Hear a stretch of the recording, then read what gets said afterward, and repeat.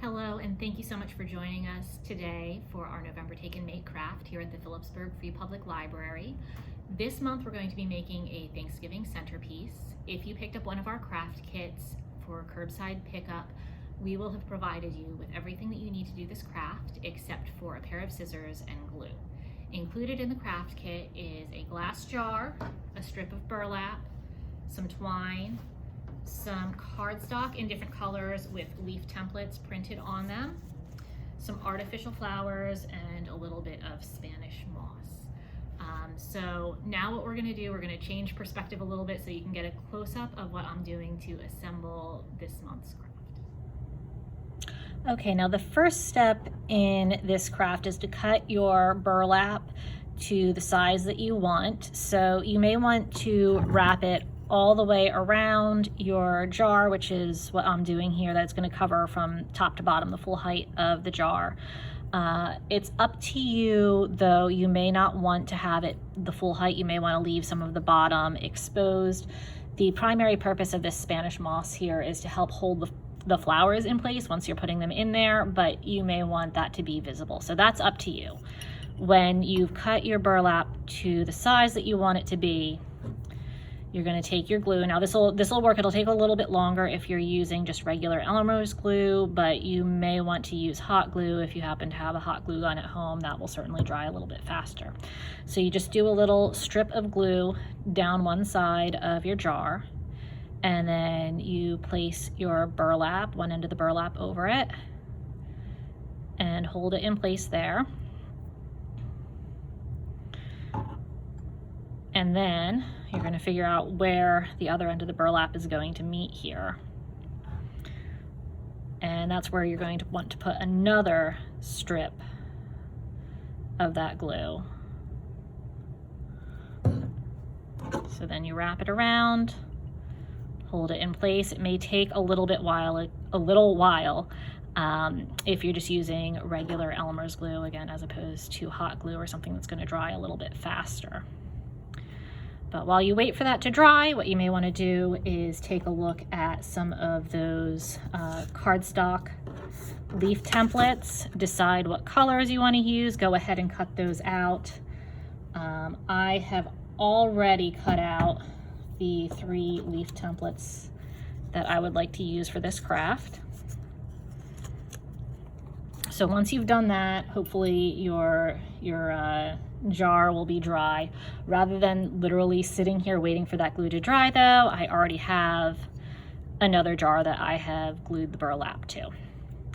So the next step in this is we're going to wrap this twine around the top of the jar, and that's what we're going to tie the leaves to. So I'm gonna go ahead and wrap this around. It's up to you. We've provided enough that you should be able to wrap it around 3 to 4 times and still make a cute little bow.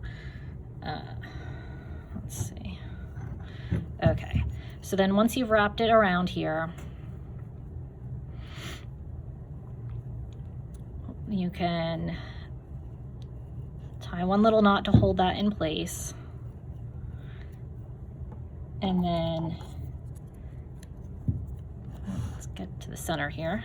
Take your leaves that you've cut out and arrange them how you'd like on top of that first knot. And once those leaves are in place, you're going to tie a second knot right here.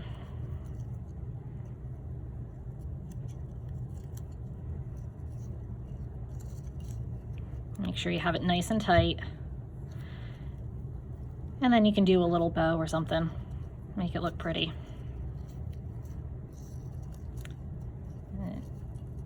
You may have to play with it a little bit to get it to look the way that you want.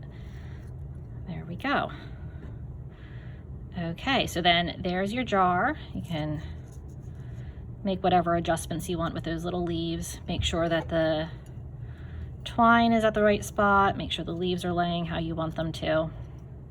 And even if you want to get a little fancy, you could probably take a little pen or pencil and actually draw the veins on the leaves, add a little bit of detail there if you'd like. Or another thing that you could do potentially. Not everyone got these because not everyone got the same exact selection of artificial flowers. Some of you will have gotten these little autumn leaves. You could even pick some of those off of here and tie those onto here if you want. Okay, so now that we've got our jar put together, we're going to change perspective again, and I'll show you what your next step is with the actual flowers. Okay, now that you've put your jar together, the next step is to finish assembling all of the floral elements of this. Now, the jars that we sent home with the Take and Make, those are mason jars, and we did include the metal ring on those. So depending on what you want your final product to look like, you may want to put that on here. It's up to you. Except I think this one doesn't quite fit this jar. We'll just set it on there.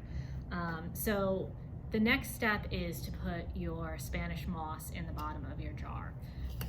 Again, the primary idea behind this was to give you something to sort of stick those flower stems into, and it'll hold them in place. But if you chose to have your burlap just come across maybe the top half of your jar, then that'll also be visible. It'll be another decorative element. And as I mentioned, not everyone got the same exact mix of flowers. We tried to make sure that everyone got a variety of different colors and types of flowers, but not all of the Take and Make kits are exactly the same. So this part is a fun part. You get to do just whatever you want, put them together, put them in here however you like, whatever you think looks nice. You may need to either trim off the ends of these stems, or you can just bend them if they're a little bit too long for the jar that you got there. I actually found when I was trimming some of these, what I really needed was wire cutters. So depending on how strong your scissors are and whether you have wire cutters at home, you may need to bend them, or you may be able to cut them.